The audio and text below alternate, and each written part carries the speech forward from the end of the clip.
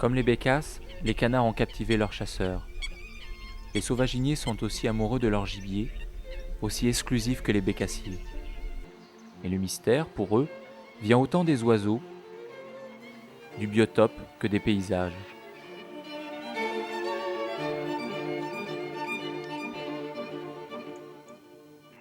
Oiseaux colorés, bigarrés, vifs comme des flèches, marais et étangs pleins de secrets, de pièges, de reflets de beauté. Les canards sont les princes de la sauvagine.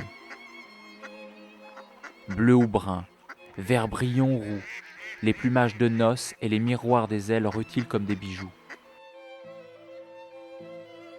De la sarcelle, invraisemblablement rapide, aux tas d'ornes imposants, sans oublier les cousines, les oies en troupeau. Les palmipèdes sont nombreux, divers, surprenants. Pourtant, l'œil exercé distingue les espèces en vol avec une acuité et une sûreté qui confond le profane.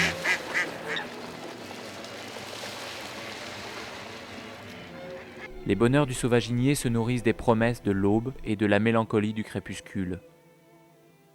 De l'ombre des oiseaux à la passée du matin et du soir, des parfums forts et subtils de l'eau qui dort, de la vie intense, silencieuse, angoissante et apaisante des étangs. Mais d'où viennent ces oiseaux? Pourquoi s'arrêtent-ils dans nos marais de Charente-Maritime? Les oiseaux migrateurs proviennent principalement du nord de l'Europe, Scandinavie, Russie, pays de l'Est. Quelques-uns proviennent du Royaume-Uni. Donc ces oiseaux, nous allons les rencontrer principalement en hiver et ils vont rester à peu près jusqu'au début du printemps. Ils retourneront ensuite sur ces zones, donc du nord de l'Europe, pour y nicher. Ils laisseront la place à cette période à des oiseaux migrateurs provenant d'Afrique qui viendront nicher dans nos marais et qui nous quitteront ensuite lorsque les conditions climatiques deviendront un petit peu plus difficiles. Je prends par exemple le cas de la cigogne.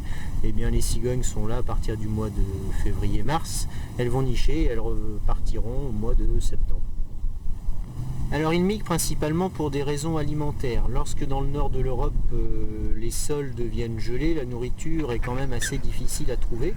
Donc les canards et les oies redescendent un petit peu plus vers le sud, regagnent des contrées un peu plus clémentes pour pouvoir survivre et puis pour surtout trouver des zones de nourriture. Les oiseaux migrateurs s'arrêtent sur les marais charentais parce que le département possède déjà une grande surface de zones humides. Certaines zones sont très favorables, il faut quand même à l'automne ou en hiver, le niveau d'eau soit suffisant et il est vrai que la plupart des anatidés pourront trouver calme sur certains endroits et nourriture et ils pourront hiverner en toute tranquillité. Alors le mot tonne provient du mot tonneau. En 1875, il y a eu la crise du phylloxéra. Les agriculteurs locaux qui cultivaient un petit peu la vigne ont été obligés d'arrêter cette activité et la quantité de tonneaux qui leur restait sur les bras, ils l'ont utilisé pour en faire des postes de guet et c'est là qu'on a vu naître les premières tonnes. Les tonnes se sont ensuite un petit peu modernisées au cours des années 1900.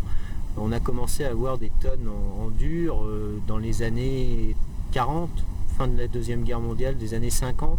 Il y a plusieurs types de tonnes. Vous avez des tonnes donc enterrées qui sont les plus courantes, que l'on rencontre quasiment dans tous les marais de Charente-Maritime, plutôt quand même les marais de l'intérieur. Ensuite, on peut rencontrer des tonnes sur pilotis, principalement sur le marais de Lande, près de Tonnay-Boutonne, sur la commune de Saint-Loup. Donc des tonnes disposées sur 4 piquets, sur 4 pieux, et qui permettent de chasser lorsque le marais est inondé. Et puis on rencontre par endroits également des tonnes flottantes, principalement sur l'estuaire de la Gironde, donc des tonnes qui reposent dans un caisson. Ces tonnes sont attachées par de fortes chaînes et lorsque la marée monte, le caisson se remplit et la tonne devient flottante, donc elle monte comme un bouchon. Donc ça permet de chasser dans des zones assez hostiles quand même, on ne peut pas y aller non plus quand il y a des tempêtes. C'est une chasse un petit peu particulière dans une tonne flottante. Jacques et Frédéric nous font partager leur fascination, leur passion pour des oiseaux magnifiques, voyageurs tant attendus, maîtres des deux éléments, l'air et l'eau, dans les marais intérieurs. Mais auparavant, comme on prend soin de ses chiens, Ici, ce sont les canards et les oies, les fidèles compagnons du chasseur. C'est pourquoi, tous les matins, Jacques et Jackie soignent leurs appelants. Nettoyage des parcs, apport de grains et de verdure sont au programme.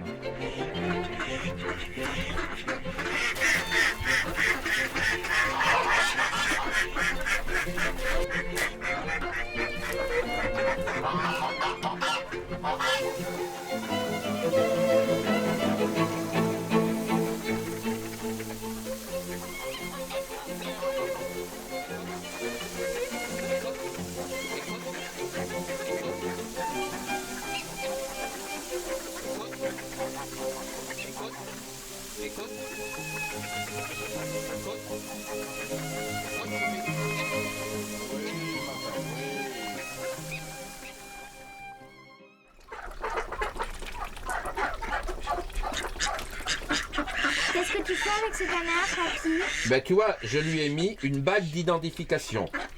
Sur cette bague, il y a un numéro 64 308 et je reporte ce numéro dans mon cahier d'élevage. Et ça, c'est obligatoire pour emmener des canards à la tonne. Alors, tu vois, ce canard, c'est un canard mignon.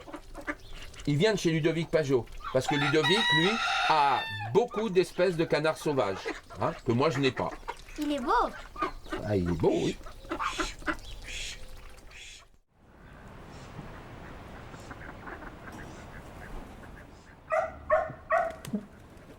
Alors les canards le plus couramment utilisés à la tonne sont le canard colvert, le canard siffleur, le canard pilé, le canard chipot, la sarcelle d'hiver, puis l'oie cendrée. Pour les différencier, c'est assez simple. Le canard colvert, lui, gros canard, la tête verte, par son chant pchit, pchit. Puis vient ensuite le canard siffleur, lui, la tête rouge et le bec bleu. Lui qui siffle tout le temps, il porte bien son nom. Ensuite vient le canard pilé avec sa queue d'hirondelle de couleur noire et blanc, très élégant, lui un petit peu comme ça.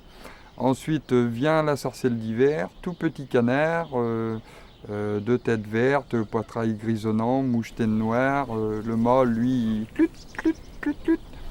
Ensuite vient le canard chipot, lui de la taille un petit peu inférieure au colvert, de couleur gris et noir. Le mâle nac, nac, nac, nac, il fait un petit peu comme ça. Ensuite vient l'oie cendrée qui elle est utilisée principalement au moment de la migration des oies.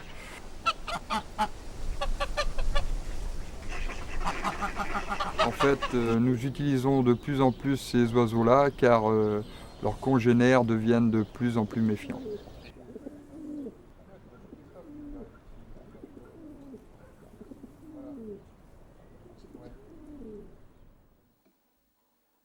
Qu'il y ait vent du nord, un coup de froid, le moment du passage est venu. C'est durant la nuit que volent les canards, qu'ils se déplacent pour aller pâturer, vivant ainsi ces moments étranges que sont l'aube et le crépuscule. C'est pourquoi Jacques part dans l'après-midi pour le marais de Genouillé, entre Muron et Tenay-Boutonne. Le marais de Genouillé fait suite au marais rochefortais, on va dire, du bord de côte. Il faut savoir qu'il y a 2000 ans, la mer rentrait dans les terres à peu près jusqu'à Genouillé, voire même au-delà, et on avait un golfe. Ce golfe, progressivement, s'est comblé. Et au XVIIe siècle, nous avons fait appel aux Hollandais. Les Hollandais ont entrepris donc des grands travaux d'assainissement, de drainage, et ces marais ont vu le jour. Donc ce sont des marais qui ont été gagnés sur la mer, on peut parler de polders. Au sein de nos marais, nous avons quand même quelques problèmes occasionnés notamment par des animaux nuisibles. Je prends le cas du ragondin par exemple, qui est un animal qui crée donc des galeries dans les berges des fossés, donc qui peut provoquer des effondrements de berges, des comblements, des obstructions de canaux. Nous avons également le problème du rat musqué. S'ajoutent par-dessus des problèmes comme le poisson-chat par exemple, qui peuvent entraîner une modification de la faune aquatique. C'est un glouton de poisson-chat. L'écrevisse de Louisiane est également un animal nuisible, et puis nous avons également un nuisible végétal comme la jussie. La jussie est une plante envahissante qui a tendance à étouffer le milieu, et c'est vraiment une plante très très difficile à éliminer. Et je pense que dans les années à venir, il va falloir vivre avec, à moins que Dame Nature arrive à résoudre le problème d'elle-même. Lorsqu'un chasseur pratique dans les marais, il y a encore un an, il pouvait tirer du plomb. Maintenant, le plomb a été responsable, soi-disant, d'une maladie qui est ni plus ni moins que saturnisme. Donc à partir de juillet 2006, toute chasse dans les zones humides doit être pratiquée avec des munitions de substitution. Que ce soit des munitions d'acier, de bismuth ou de tungstène. Ces munitions ont un coût plus élevé, ne sont pas toujours très performants. Il faut savoir que les nuisibles, j'insiste bien de ce côté-là, les nuisibles comme le ragondin doivent être régulés également avec ces munitions de substitution. La chasse de la sauvagine s'exerce tout à fait à part de celle du gibier sédentaire, pour la simple raison que sa présence est occasionnelle, passagère et généralement brève. Là réside probablement un des principaux attraits de la chasse au gibier d'eau. Qui s'y rend ne sait jamais s'il va voir du gibier, ni même quel sera ce gibier s'il y en a. Parfois, c'est l'occasion d'observer l'oiseau rare, protégé bien sûr, mais tellement plus beau que sur les photos des guides ornithologiques. Devant la tonne, la mare, petit étang naturel ou artificiel où placer les appelants, et espérer que les canards de passage viendront se poser.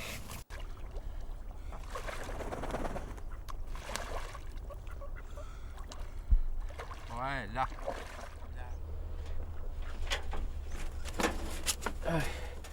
Je vais prendre un mâle de pilet. Il est muni d'une bague permettant de fixer la longe. Voilà. Et là, je vais pouvoir mettre la longe à la palette et aller placer mon canard dans l'eau.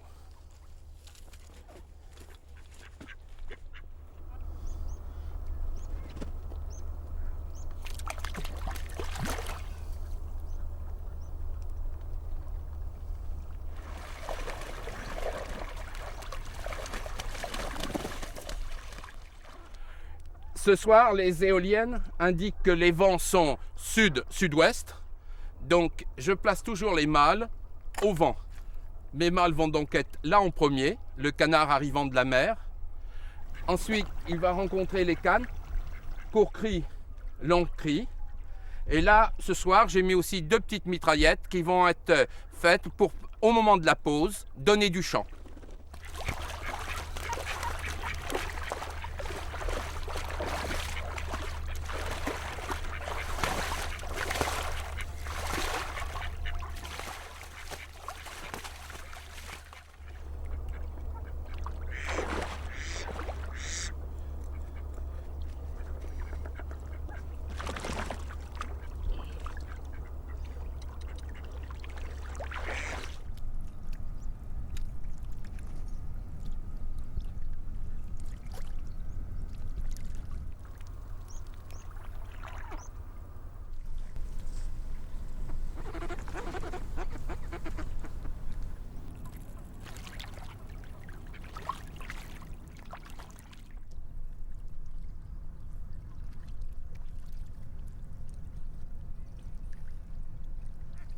Moi, ce que j'aime, c'est d'être tranquille dans le marais, comme ça, puis d'attendre les canards.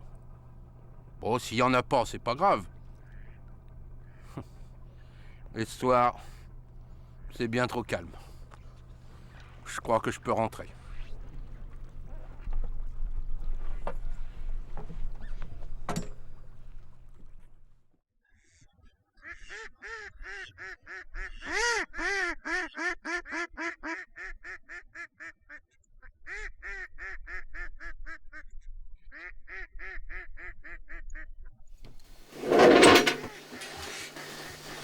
Salut. Salut Jacques, ça va? Ça va?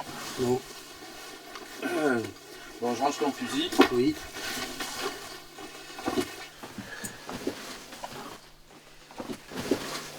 On a certainement des canards posés dans les herbes en face parce que j'ai entendu chanter et tout. Et puis il y en a qui sont envolés quand t'es arrivé, mais il y en avait un qui restait qui chantait encore. Bon, on va regarder ça alors. Je vais déballer mes affaires. Frédéric fixe la lunette de tir sur son fusil migration, car sans celle-ci, dans le noir, la chasse serait difficile. Ouais, tu mets des magnums parce qu'elles sont en fond de casse. Hein. D'accord.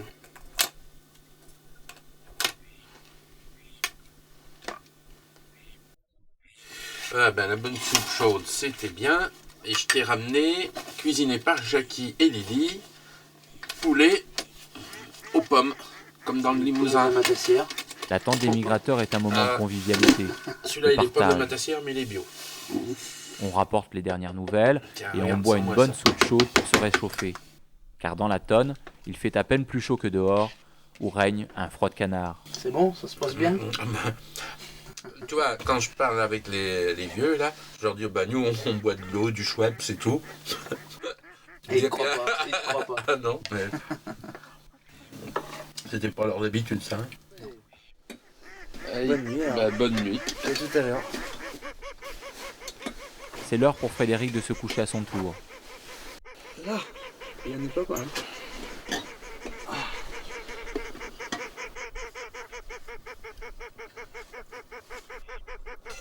Ouais.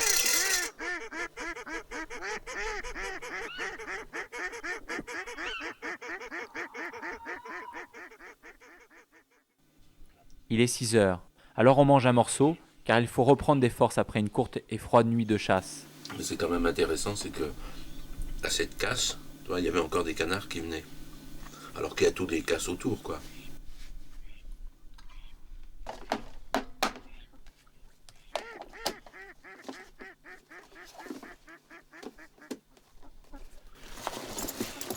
Comme ça, la tarte elle reste dans le marais.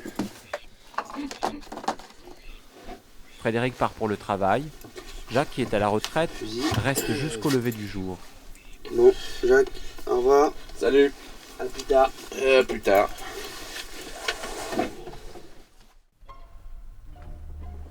Voici l'aube qui pointe à l'horizon.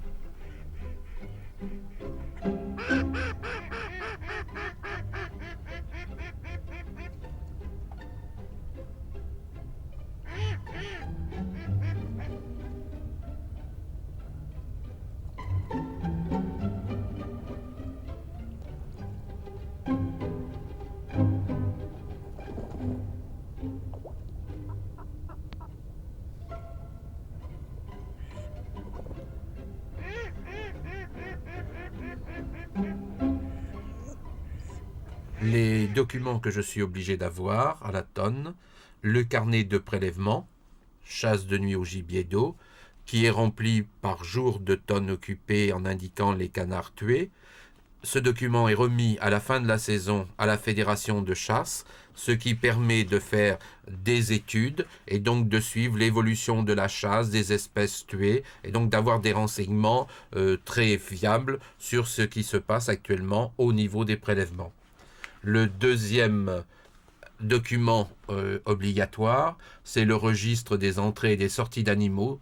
Ce document, je le garde avec moi, puisque dessus, il porte toute la liste de mes canards que j'emmène à la tonne, avec leur numéro, leur sexe, l'année de naissance et le lieu de naissance, si c'est des naissances dans mon élevage, ou si c'est des gens qui m'ont fait un don d'un canard, ou si ça vient d'un autre élevage.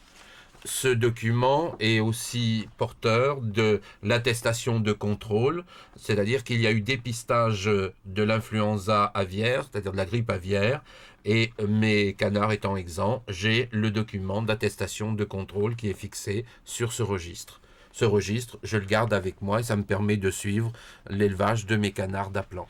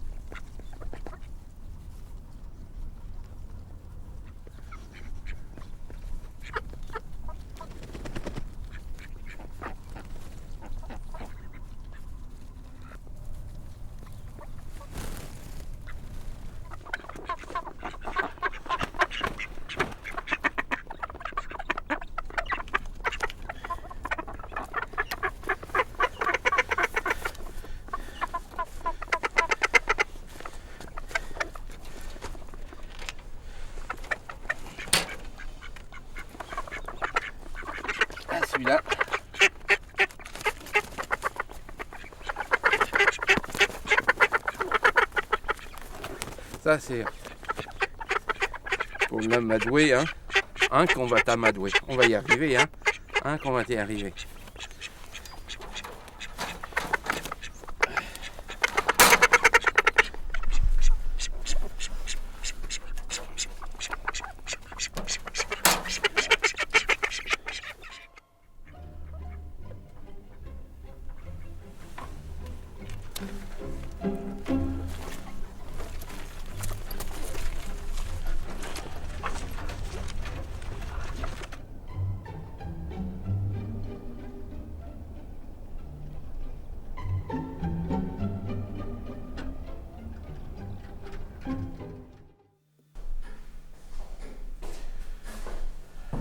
Bonjour Emma.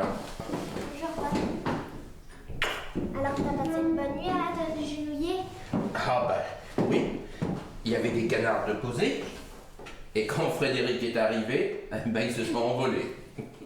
Moi, papy, je préfère celle des nouillés qui est sur pilotis. Surtout quand j'y vais avec mon papa ou avec toi. Ah bon? Et pourquoi?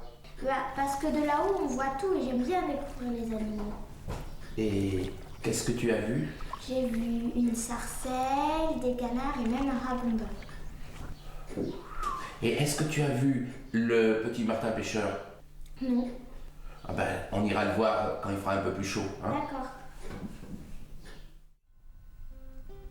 La chasse est une façon de vivre. C'est pourquoi l'intolérance est si vive de qui ne la comprend pas ou ne l'admet pas, et celle du chasseur de sauvagine est à part. Le huttier est un homme de science des vents, responsable du choix et de l'élevage des appelants. De tous les métiers aussi. À longueur d'année, hydrographe, éclusier, menuisier, maçon. On ne rencontre pas de sauvaginiers malheureux. Gibier ou pas, leur satisfaction est la même. Vivre l'humide milieu qui est le leur lieu d'élection et de prédilection. Chasser le gibier d'eau est toujours un effort, la négation du confort et de la sécurité. Passer le barbelé d'un marais, la digue d'une baie, on est dans un autre monde, incertain, fluide, aux odeurs ignorées du profane, que l'on ne retrouve nulle part ailleurs. L'important pour le sauvaginier, c'est d'être où il se sent chez lui. La passion du marais est inguérissable. Tous les sauvaginiers de cœur sont ainsi, aménager, enrichir ce paradis que la nature nous a confié, jalousement le conserver intact, et conclure qu'en partie, grâce à la chasse, l'avenir et la qualité de nos marais sont assurés.